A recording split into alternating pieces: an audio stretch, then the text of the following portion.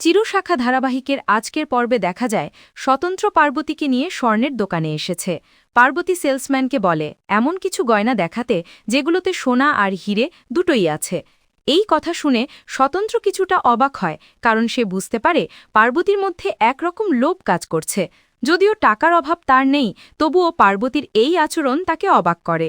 দোকানদার যখন ভারী গয়নার কালেকশন দেখায়, তখন পার্বতী বলে, এগুলো তো অনেক ভারী, আমি পড়তে পারবো না, একটু হালকা দেখান। তখন স্বতন্ত্র বলে, হ্যাঁ, এমন কিছু দিন যেগুলো বয়সে একটু বেশি মেয়েরা পরে আরাম পায়। এরপর হালকা কিছু গয়না আসে, যার মধ্যে একটি দেখে পার্বতী বলে, এটা খুব সুন্দর, এটি নেই না? স্বতন্ত্র রাজি হয় এবং সেটি নিতে বলে। তারপর সে বলে, একটা আংটি দেখান। পার্বতী বলে, এই আংটিটা আমি পছন্দ করব।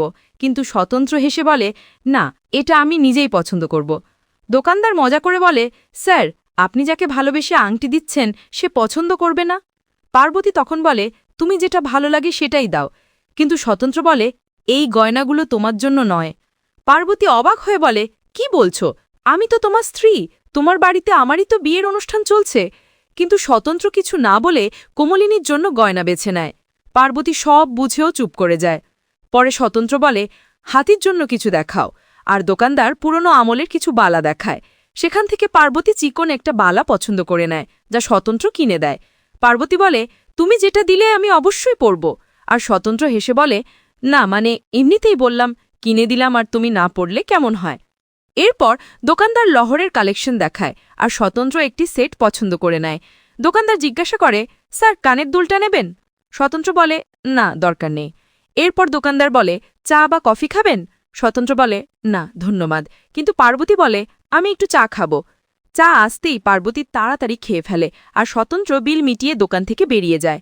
পার্বতী ওর পিছন পিছন যায়, কিন্তু তার মুখে বোঝা যায় গভীর অভিমান। অন্যদিকে দেখা যায় বর্ষা এসেছে কোমলিনীর বাপের বাড়ি। রোশনি তাকে দেখে খুব খুশি হয়। বর্ষা হাসিমুখে বলে, নতুন কাকুর বিয়ের আয়োজনটা দেখলে অবাক হবে, বাড়ি একেবারে আলো ঝলমলে। এসব শুনে কোমলিনীর মা কিছুটা বিরক্ত হয়। সবাই বুঝে যায় স্বতন্ত্রের এই নতুন বিয়ের আয়োজন আসলে পার্বতীর জন্য নয়, বরং কোমলিনীর জন্য। এদিকে পার্বতীও সব বুঝে যায়, সে যেসব গয়না বেছে নিয়েছিল সেগুলো তার জন্য নয়, বরং স্বতন্ত্রের প্রিয় কোমলিনীর জন্যই। এই সত্যি জানার পর পার্বতী ভীষণ ভেঙে পড়ে। শেষে সে বাড়ি ছেড়ে চলে যাওয়ার সিদ্ধান্ত নেয়, আর স্বতন্ত্রের জন্য একটি চিঠি লিখে রেখে যায়, কখনো যদি আবার দেখা হয় তখন আমি সব বলবো। আমি এক উদ্দেশ্যে এই বাড়িতে এসেছিলাম, আর সেই উদ্দেশ্য নিয়েই চলে যাচ্ছি।